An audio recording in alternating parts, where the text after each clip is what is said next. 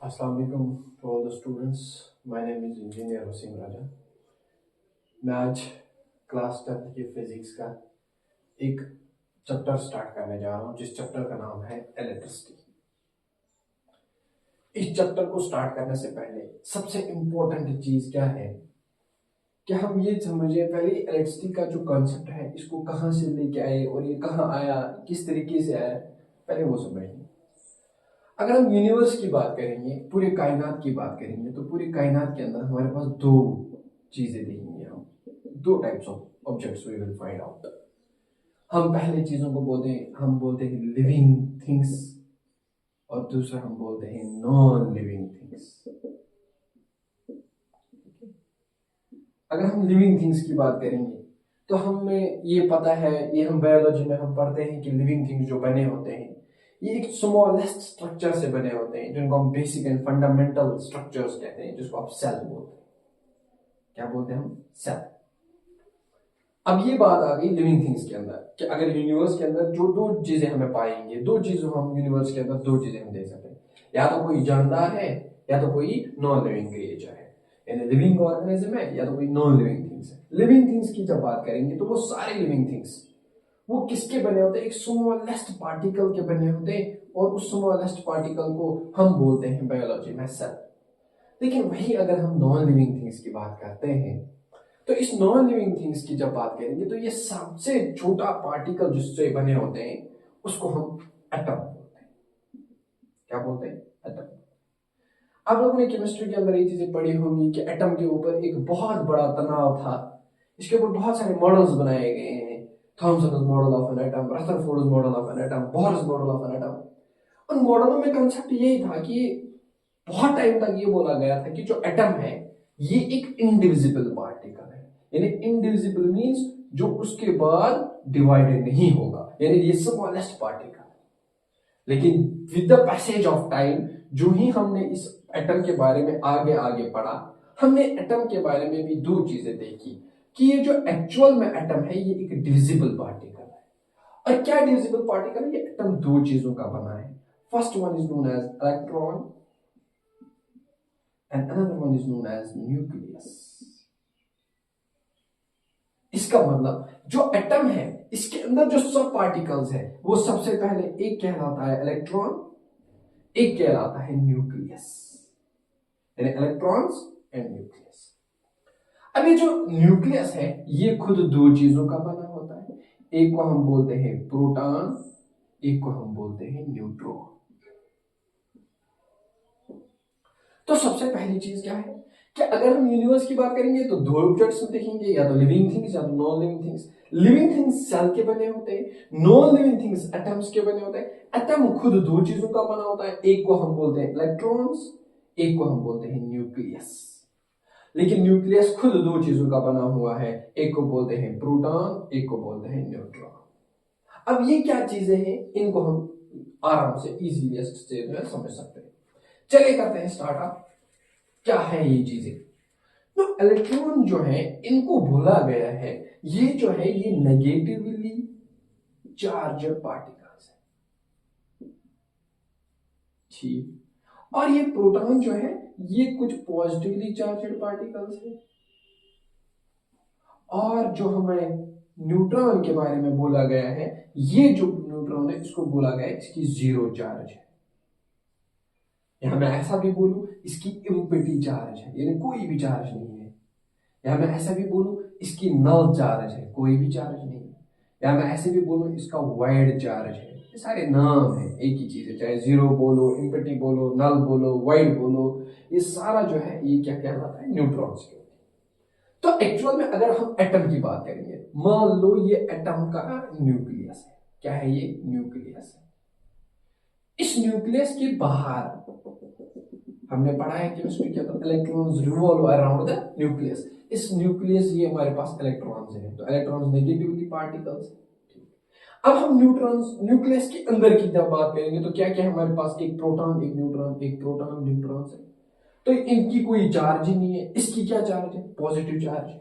It mean जो अंदर nucleus के अंदर चीजें भरी होंगी, न्यूक्लियस के अंदर जो भरा होगा, एक तो प्रोटॉन भरा होगा, एक न्यूट्रॉन भरा होगा, और इस न्यूट्रॉन का कोई भी चार्ज नहीं है, इससे तो कोई फर्क नहीं पड़ेगा, लेकिन फर्क पड़ेगा प्रोटॉन से। प्रोटॉन जो होता है वो पॉजिटिवली चार्ज होता है, इट मींस यहाँ पे सबसे ज्यादा जो चार्ज होगी वो होगी पॉजिटिव चार्ज। अब अगर यहाँ पे पॉजिटिव चार्ज इस न्यूक्लियस के अंदर होगा तो मैं बोल सकता हूँ ना, न्यूक्लियस जो होता है ये पॉजिटिवली चार्जड होता है। कौन सा चार्जड होता है? Positively charge. तो सबसे पहली चीज, एटम के अंदर दो चीजें होती हैं, एक इलेक्ट्रॉन, एक न्यूक्लियस। न्यूक्लियस के अंदर दो चीजें होती हैं, एक प्रोटॉन, एक neutron. Proton positively charged particle होता है, न्यूट्रॉन की कोई भी चार्ज नहीं होती है। तो हम अगर एक एटम बना लेते हैं, एक एटम की ये एक इसका न्यूक्लियस है, इस न्यूक्लियस के अंदर प्रोटॉन है और न्यूट्रॉन है। न्यूट्रॉन समझो अब कुछ नहीं है, लेकिन अब बचा के यहाँ पे कुछ है, वो है प्रोटॉन। देखिए उसकी क्या चार्ज है? Positive charge. तो ये जो पॉजिटिव चार्ज है ये न्यूक्लियस के अंदर है, इसका मतलब न्यूक्लियस खुद किस चार्ज का बनेगा? पॉजिटिवली चार्जड पार्टिकल बनता है न्यूक्लियस। ये हमेशा याद रखना, कभी कभार एमसीक्यू में पूछा जाता है कॉम्पिटिटिव एग्जाम्स में, nucleus is dash dash charged particle, तो nucleus is positively charged particle. क्यों पॉजिटिवली चार्जड पार्टिकल? क्योंकि न्यूक्लियस के अंदर ही दो चीजें, एक प्रोटॉन और एक न्यूट्रॉन। प्रोटॉन की पॉजिटिव चार्ज, न्यूट्रॉन की कोई चार्ज ही नहीं है, तो मतलब जो चार्ज इसकी होगी वही चार्ज इसकी होगी। इसकी चार्ज पॉजिटिव तो इसकी भी चार्ज पॉजिटिव। ठीक है, तो अब हम समझते हैं, अब आप लोगों ने पढ़ा सर आप बार बार यूज लफ्ज कर रहे हो चार्ज, तो व्हाट डज दैट मीन? तो सबसे पहला टॉपिक जो हम यहां पढ़ने जा रहे हैं तो वह है electric charge. What is electric charge, या सिंपली इसको हम चार्ज भी बोलते हैं direct. Charge is nothing, charge is the quantity of a matter या क्वांटिटी ऑफ एन ऑब्जेक्ट, या मैं बोलूं it is the energy of an object. For example आप ये बोलते हो ना, मेरे फोन की बैटरी जो है, मेरे फोन का जो चार्जिंग बैटरी जो इस वक्त है वो 90% चार्ज है। इट मीन्स दैट ये इतनी एनर्जी है इसके पास अभी मौजूद कि वो इतनी अमाउंट ऑफ एनर्जी हम यूज कर सकते हैं अपने फोन के अंदर। अगर मैं बोलूं मेरा फोन 0% चार्ज है, इट मीन्स इसके पास कोई एनर्जी नहीं है, ये फोन यूज नहीं कर सकते हम, इट मीन्स इसके पास 0% एनर्जी है। ये एनर्जी ही है, electric charge is nothing, it is actually the energy of an object. किसमें कितनी ज्यादा एनर्जी है, तो इसको रिप्रेजेंट करते हैं। अगर हम फिजिक्स की बात करते हैं तो इसको एक्चुअल में रिप्रेजेंट किया जाता है कैपिटल क्यू से, या कभी कभार स्मॉल क्यू से भी रिप्रेजेंट किया जाता है। तो सबसे पहली चीज, इलेक्ट्रिक चार्ज को रिप्रेजेंट किया जाता है क्यू से और स्मॉल क्यू से। इसका जो एसआई यूनिट है वो बहुत एग्जाम में पूछा जाता है। एसआई यूनिट ऑफ चार्ज क्या है? एसआई यूनिट ऑफ चार्ज जो है वो है कूलम, और रिप्रेजेंट किया जाता है सी से, स्मॉल सी से। कूलम इसीलिए क्योंकि एक बहुत बड़े फिजिसिस्ट थे जिनका नाम कूलम साहब थे, और उन्होंने ही इसके अपने नाम पे नाम रखा है कूलम, और रिप्रेजेंट किया है स्मॉल सी से।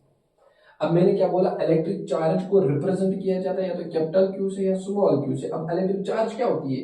किसी भी ऑब्जेक्ट की एनर्जी कितनी है उसके अंदर। एक ऑब्जेक्ट है मेरे पास, उसकी कितनी एनर्जी है, उसमें कितनी एनर्जी है, वो डिफाइन करता है उसकी चार्ज क्या होगी। और इसका जो एसआई यूनिट है वो है कूलम, को रिप्रेजेंट किया जाता है स्मॉल सी से। अब चार्जेस भी बहुत सारे टाइप के होते हैं। मान लो अब हम टाइप्स ऑफ चार्ज की बात करेंगे, टाइप्स ऑफ चार्ज की बात करेंगे। तो सबसे पहले जो चार्ज होती है हमारे पास वो होती है नेगेटिव चार्ज। इन्हीं नेगेटिव चार्ज पार्टिकल्स को हम बोलते हैं इलेक्ट्रॉन्स। नेगेटिव चार्ज जिसकी होगी उनको हम क्या बोलते हैं? इलेक्ट्रॉन्स। और दूसरा पार्टिकल हमारे पास होता है जिसको हम बोलते हैं positive charge. In positive charges को हम बोलते हैं क्या? प्रोटॉन्स।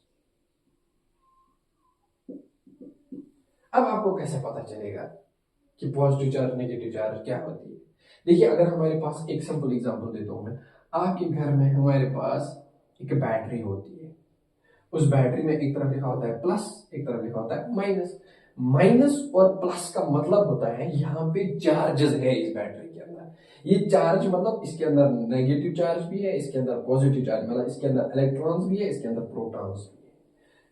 तो इलेक्ट्रॉन की अगर हम बात करेंगे तो क्या मैं बोलूंगा? Electron is a negatively charged particle, proton is a positively charged particle. यानी इलेक्ट्रॉन जो है वो एक नेगेटिवली चार्जड पार्टिकल है और प्रोटॉन जो है वो एक पॉजिटिवली चार्जड पार्टिकल है। अब इन्हीं पार्टिकल्स की बेसिस पे एक लॉ है हमारे पास, आप लोगों ने वो लॉ पढ़ा होगा, सुना होगा, बहुत टाइम तक हम सुनते हैं और एक्सपेरिमेंट भी करते हैं घर में जाके हम। तो हमने एक लॉ पढ़ा होगा, लाइक चार्जेस रिपेल और unlike charges attract. Unlike charge attract, इसका लफ्जी मतलब क्या है, सुनिए क्या मतलब होता है इसका। सबको एग्जांपल में समझाता हूं। अगर आपने किसी भी बैटरी का एक तरफ प्लस और दूसरी तरफ माइनस है, आप दूसरी चीज को कनेक्ट करोगे, कोई और चीज के साथ कनेक्ट करोगे, आप प्लस और प्लस कनेक्ट नहीं कर सकते हैं, ये आपस में रिपेल करेंगे एक दूसरे को। लेकिन आप माइनस और माइनस भी आपस में कनेक्ट नहीं कर सकते, ये भी आपस में रिपेल करेंगे एक दूसरे को। लेकिन अगर आप माइनस और प्लस, ये देखिए ये बन गई, ये भी माइनस ये भी माइनस, बना लाइक चार्जेस, ये प्लस ये भी बन गई लाइक चार्जेस, ये एक दूसरे को दूर फेंकेंगे, दूर धकेलेंगे एक दूसरे को। लेकिन अगर हम प्लस और माइनस करेंगे, ये एक दूसरे को अट्रैक्ट करेंगे, ये क्या करेंगे, रिपेल करेंगे, ये दूसरे को धक्का मारेंगे दूर जाने के लिए। लेकिन अगर एक नेगेटिव चार्ज एक पॉजिटिव चार्ज, इसी को हम बोलते हैं अनलाइक चार्ज। देखो एक प्लस है एक माइनस है, मतलब अनलाइक है, ये माइनस ये भी माइनस, इट मींस ये लाइक चार्ज है, ये प्लस ये मींस ये लाइक चार्ज है। इट मींस लाइक चार्जेस हमेशा रिपेल करते हैं और अनलाइक चार्जेस हमेशा अट्रैक्ट करते हैं।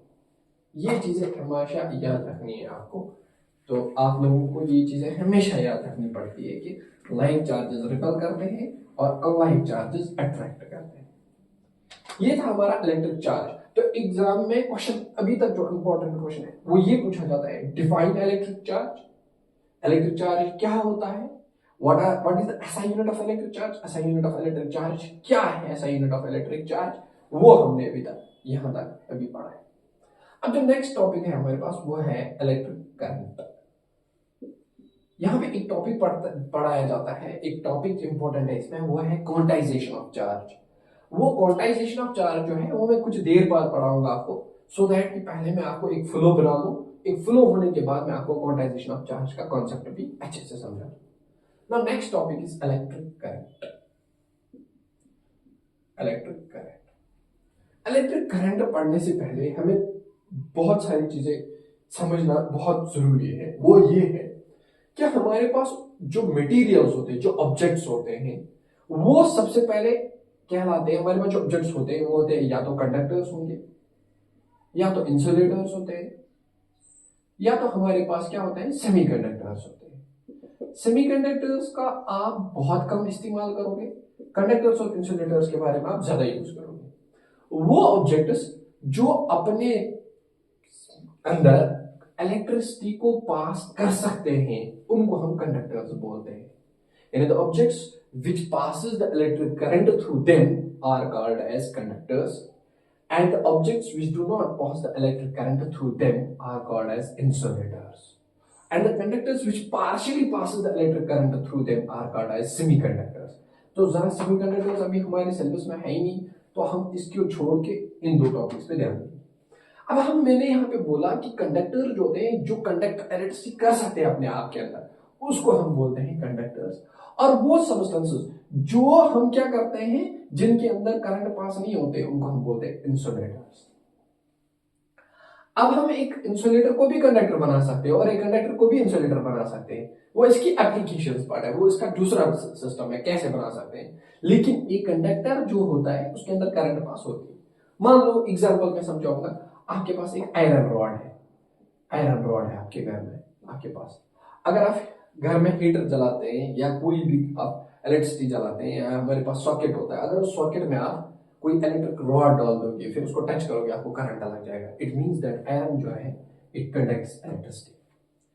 वही जाके अगर आप एक लकड़ी का टुकड़ा अपने इस प्लग सॉकेट के अंदर डाल दोगे, आपको क्या करंट लगता है? नहीं लगता है। इट मींस वो जो वुड है वो इंसुलेटर है।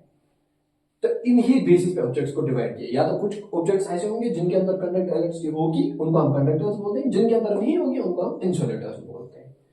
तो ये सबसे इंपॉर्टेंट चीज है, पहले ये समझना कंडक्टर्स और इंसुलेटर्स क्या होता है। अब हम समझेंगे इलेक्ट्रिक करंट क्या होता है। Now what is electric current? सबसे इंपॉर्टेंट चीज, इलेक्ट्रिक करंट का लफ्जी मतलब होता है it is the rate of flow of electric charge per unit time. अंग्रेजी ज्यादा समझ नहीं आती है उतनी, तो हिंदी और उर्दू की भाषा में ये बताइए क्या चीज होती है इलेक्ट्रिक करंट। इलेक्ट्रिक करंट का मतलब होता है कि जब भी rate of flow of electric charge per unit time in a conductor, हमेशा कंडक्टर में ही होगा, इंसुलेटर में तो होगा ही नहीं, क्योंकि इंसुलेटर करंट पास करता ही नहीं, तो कंडक्टर के ही अंदर फ्लो होगा। अब देखो फॉर एग्जांपल मैं आपको एक कंडक्टर बनाऊंगा, मान लो ये कोई आयरन रॉड है, ठीक है, ये ए बी एक आयरन रॉड है। इस आयरन रॉड के अंदर यहां पे ये किसकी बनी होगी, मैंने अभी पहले टॉपिक में पढ़ा है, ये कंडक्टर है तो ये एटम्स की बनी होगी। तो इस एटम के अंदर क्या चीज होगी, इलेक्ट्रॉन्स और protons, electrons protons, electrons protons, और इन इलेक्ट्रॉन्स और प्रोटॉन्स को ही तो हम चार्ज बोलते हैं, इलेक्ट्रॉन्स और प्रोटॉन्स को ही तो हम चार्ज बोलते हैं, इलेक्ट्रॉन्स और प्रोटॉन्स तो ये चार्ज है। तो ये जो इलेक्ट्रॉन्स और प्रोटॉन्स ये चार्ज ही तो है। एक्चुअल में जब ये चार्ज फ्लो करती है एक जगह से दूसरी जगह, मान लो एक पॉइंट से चार्ज फ्लो करने लग गई, पहुंची बी तक, जब ये फ्लो करने लगी यहां से लेके यहां तक, इसको कुछ टाइम भी लगा होगा ना। तो इलेक्ट्रिक करंट का मतलब हुआ rate of flow of electric charge per unit, कितना चार्ज फ्लो हुआ, कितना चार्ज फ्लो हुआ, कितना चार्ज फ्लो हुआ, इंपॉर्टेंट ये समझना है कि कितना चार्ज फ्लो हुआ एक पॉइंट से लेके दूसरे पॉइंट तक, एक पॉइंट से लेके दूसरे पॉइंट तक, एक पॉइंट से लेके दूसरे पॉइंट तक कितना अमाउंट ऑफ चार्ज फ्लो हुआ और कितना टाइम लगा, उसी को हम इलेक्ट्रिक करंट बोलते हैं। अब एक्चुअल की अगर हम डेफिनेशन की देखेंगे, एक्चुअल में हम असल में जो डेफिनेशन देखेंगे वो इलेक्ट्रिक चार्ज जो है ना, जो फ्लो करता है कितने टाइम के अंदर, वो चार्ज जो फ्लो करती है एक्चुअल में वो इलेक्ट्रॉन्स होते हैं जो फ्लो करते हैं।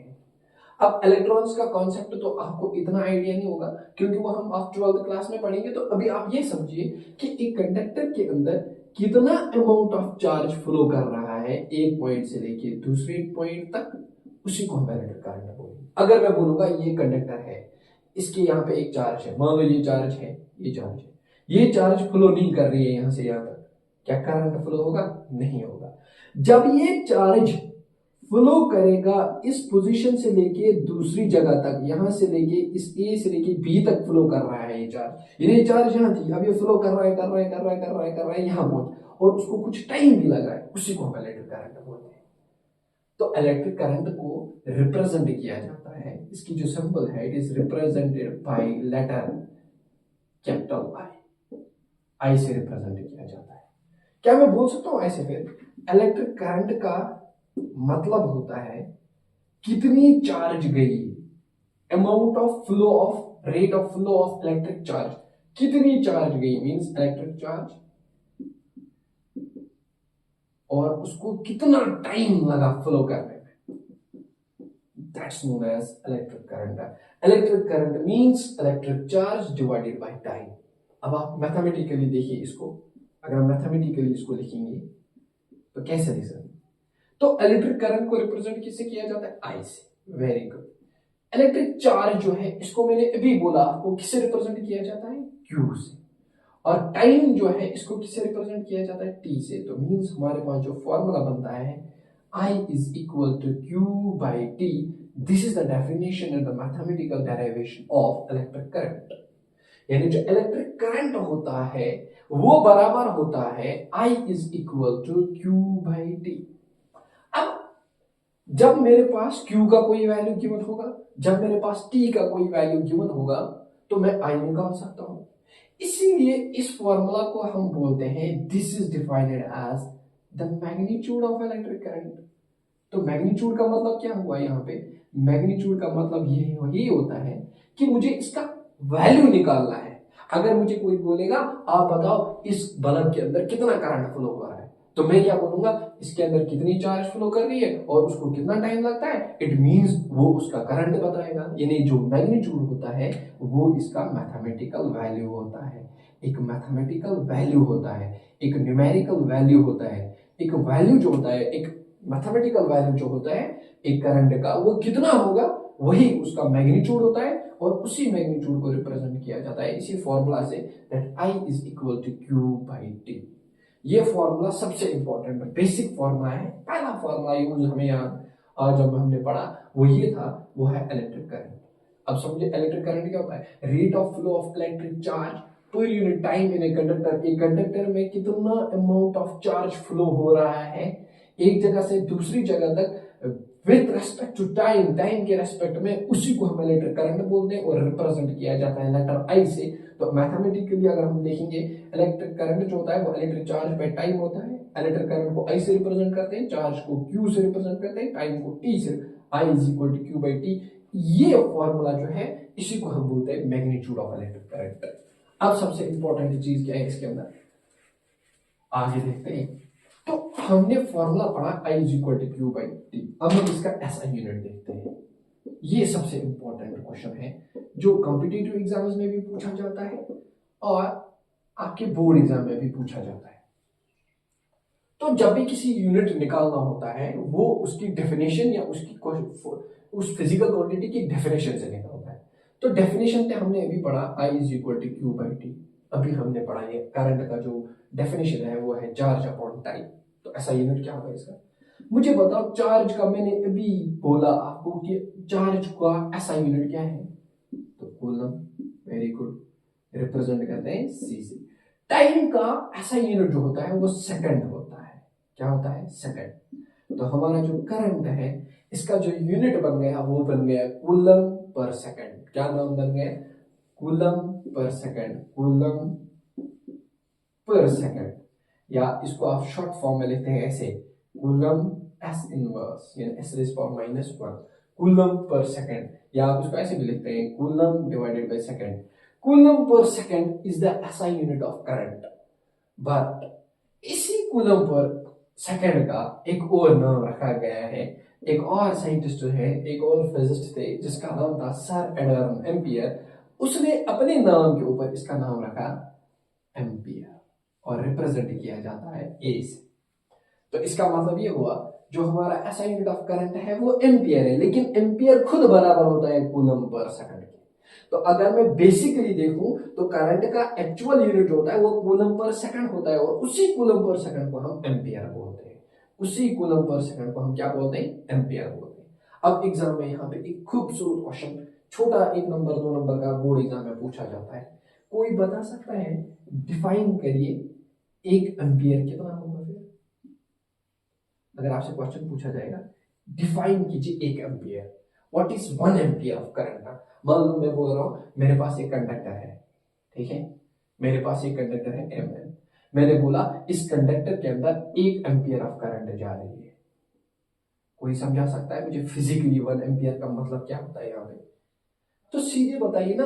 1 एम्पियर करंट का मतलब होता है यहाँ पे 1 कूलम ऑफ चार्ज फ्लो हो रही है, 1 कूलम ऑफ चार्ज फ्लो हो रही है। जब वो m से लेके n तक फ्लो हो रही है उसको जो टाइम लग रहा है वो 1 सेकंड का लग रहा है। It means that 1 ampere is nothing. 1 ampere means जब 1 कूलम ऑफ चार्ज फ्लो करेगा एक कंडक्टर के अंदर और उसको अब टाइम लगेगा 1 second, it means 1 ampere of current flow हो रही है। यानी when 1 coulomb of charge is flowing through a conductor in time 1 second, it means that 1 ampere of current is flowing through it। मान लो ये मेरे पास कंडक्टर है, इस कंडक्टर की बात करूंगा। मैंने बोला इस कंडक्टर के अंदर 1 एम्पियर करंट है। अब इसका फिजिकल मतलब क्या होता है, इसका फिजिकल मतलब ये होता है इस कंडक्टर में 1 कूलम ऑफ चार्ज फ्लो कर रही है और यहां से यहां तक 1 कूलम ऑफ चार्ज फ्लो कर रही है और यहां से यहां तक फ्लो करने में उसको टाइम लगता है 1 सेकंड। उसी को हम एम्पियर बोलते हैं।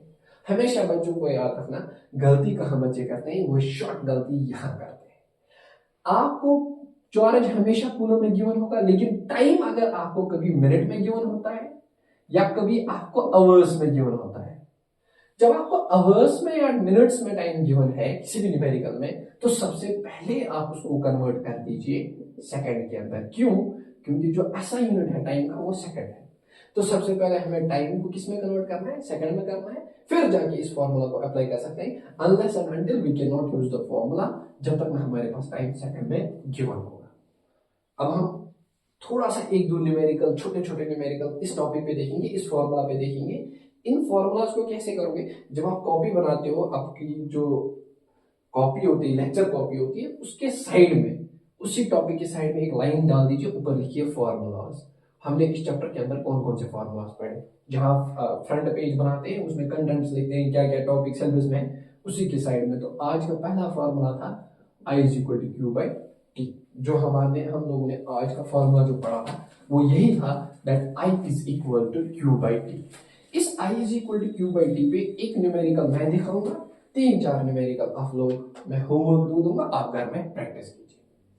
मैं अगर आपसे क्वेश्चन नंबर फर्स्ट बोलूंगा, in a conductor 500 coulomb of charge is flowing, 500 coulomb of charge is flowing, ठीक है। In a conductor 500 coulomb of charge is flowing and takes a time of 10 seconds and takes a time of 10 seconds. Find the current flowing through the conductor. Find the current flowing through the conductor. अब आपको पता है question में क्या given है। मैंने बोला है एक कंडक्टर के अंदर चार्ज फ्लो कर रही है 500 कूलम, इट मींस Q का वैल्यू गिवन है, और मैंने बोला इसको टाइम लगता है फॉर 10 सेकेंड्स। कितने सेकेंड्स लगते हैं? 10 सेकेंड्स। अब आपसे पूछा जाता है करंट कितना होगा इस कंडक्टर के अंदर। तो सिंपली हम क्या करेंगे, आई का फॉर्मूला पता है, it is I is equal to Q by T. Q का वैल्यू गिवन है 500 कूलम, डिवाइडेड बाय टाइम का वैल्यू है 10 सेकेंड्स। जीरो ये हो गया 10 सेकेंड्स, 10 1 इज 10, 10 50 आर 500, ऐसे कर सकते हैं, या 0 0 10 10। तो हमारे पास जो आया वो 50 कूलम पर सेकेंड, इसी को हम बोलते हैं 50 एम्पियर। इट मींस जो ये कंडक्टर है वो कितनी चार्ज फ्लो कर, उसमें कितनी करंट होगी? 50 एम्पियर करंट होगी। इजी क्वेश्चन था, वापस एक बार फिर सुनिए। अगर मेरे पास एक कंडक्टर है, इसके अंदर चार्ज फ्लो कर रही है 500 कूलम और टाइम लगा है 10 सेकंड, मुझसे पूछा गया है करंट कितना होगा, मैग्नीट्यूड ऑफ करंट, करंट का वैल्यू कितना हो सकता है। मैं बोलूंगा I is equal to Q by T. I का वैल्यू हो गया 500 कूलम, टी का वैल्यू हो गया 10 सेकंड्स, 10 से, और इसको मैंने क्या किया, सिंपलेस्ट फॉर्म, 10 1 इज 10 50 आर 500 होता है, तो 50 coulomb per second, 50 coulomb per second means coulomb per second को ही हम एम्पियर बोलते हैं, तो 50 एम्पियर इसके अंदर करंट फ्लो करता है। अब अगर मैं आपसे क्वेश्चन पूछूंगा ऐसे, होमवर्क 2-3 क्वेश्चंस आप घर में ये प्रैक्टिस कर देंगे। अगर आपको क्यू गिवन है, होमवर्क पहला पार्ट, अगर आपको क्यू गिवन है 400 कूलम और टाइम गिवन है आपको 4 आवर्स, आप बताइए आई का वैल्यू कितना होगा, पहला पॉइंट। दूसरा क्वेश्चन, अगर आपको क्यू गिवन है यहाँ पे 520 कूलम, 520 कूलम, और आपको टाइम गिवन है यहाँ पे 25 मिनट्स, अब आपसे क्वेश्चन पूछा गया है आप करंट का वैल्यू फाइंड आउट कीजिए। तीसरा क्वेश्चन, अगर आपसे ये पूछा गया है कि एक कंडक्टर है, उसकी करंट जो है वो 5 एम्पियर है, ठीक है, और उसकी जो चार्ज कंटेनर है, उस कंडक्टर के अंदर जो चार्ज कंटेनर है वो 500 कूलम है, आप बताइए कितना टाइम लग रहा है इसको फ्लो करने में, ठीक है। चौथा क्वेश्चन, अगर आपसे ये पूछा गया है, अगर आपका एक कंडक्टर है जिसकी करंट है 7 एम्पियर और आपसे क्वेश्चन पूछा गया है कि इसकी चार्ज कितनी होगी अगर इसको टाइम लगता है, ये करंट जो है इसको टाइम है यहाँ पे 3 मिनट्स। ये 4 न्यूमेरिकल्स को मैंने गिवन दिया है आपको। अब आपको ऐसे क्वेश्चन में नहीं होगा, आपको इंग्लिश वाली क्वेश्चन होंगे, वो मैं आपको पीडीएफ सेंड कर सकता हूँ, मैं आपको एक पीडीएफ दे दूंगा लास्ट पे, एंड पे एक डिस्क्रिप्शन में एक पीडीएफ अटैच करूंगा मैं, जिसमें आपको क्वेश्चंस की लैंग्वेज पहला समझना जरूरी है। अभी मैं आपको सिर्फ प्रैक्टिस करवाने के लिए यूज दे रहा हूँ, ऐसे वाला गिवन कंटेंट दे रहा हूँ, ताकि आप एक बार वो कैलकुलेशन और वो जो सबसे इंपॉर्टेंट चीज है न्यूमेरिकल्स के लिए, एक कैलकुलेशन समझना आना चाहिए, और दूसरा ये जस्ट फॉर्मूला यूज करना है, इसी फॉर्मूला पे सारे क्वेश्चन सॉल्व हो रहे हैं, चारों के चार क्वेश्चन एक ही formula I is equal to Q by T पे यूज हो रहा है। अभी मैं आपको जस्ट इसलिए ये ऐसे लैंग्वेज दे रहा हूँ, गिवन सारा कुछ दे रहा हूँ, बट क्वेश्चन एग्जाम में ऐसे पैटर्न पे नहीं आएगा, क्वेश्चन एग्जाम में इंग्लिश लैंग्वेज के हिसाब से आता है, बट मैं पहले आपकी कैलकुलेशन स्ट्रॉन्ग करूंगा, और कैलकुलेशन में थोड़ा मैं देखूंगा कि बच्चे कितना सही कर पा रहे हैं और कितना नहीं कर पा रहे हैं, तो इसी से आप लोगों की कैलकुलेशन भी हो जाएगी और इसी से आप लोगों के कॉन्सेप्ट भी सही हो जाएंगे, और हमारा जो करंट का बेसिक पहला फॉर्मूला है इसके ऊपर कुछ न्यूमेरिकल मिलेंगे। होप आप ये सब कर पाओगे अच्छे से। जिसको कोई डाउट हो जाएगा या जिसको क्वेश्चंस का आंसर नहीं करना आएगा, प्रैक्टिस कीजिए, नहीं कर पाएगी मुझे कमेंट सेक्शन में दीजिए कि सर इस क्वेश्चन में या इस क्वेश्चन में कैसे करना था और क्यों करना था और कैसे आंसर क्या निकला, आप अपने आंसर्स भी मेंशन कर दीजिएगा कमेंट सेक्शन में। तो जो सबसे पहला आंसर क्वेश्चन में देगा उसका नाम मैं दूसरी वीडियो में बिल्कुल इंक्लूड करूंगा फॉर एन एप्रिसिएशन हुआ। तो आप ये टॉपिक यहाँ तक जितना हमने पढ़ा इस वीडियो के अंदर, नेक्स्ट वीडियो में मैं आपको इसी करंट के आगे से पढ़ाऊंगा। आगे इसका जो टॉपिक है करंट की डायरेक्शन क्या है, किस तरीके से करंट आता है, क्यों किस चीज से हम करंट को मेजर करते हैं, वो हमारा नेक्स्ट टॉपिक होगा। यहाँ तक ऑल द बेस्ट और work hard at your fun.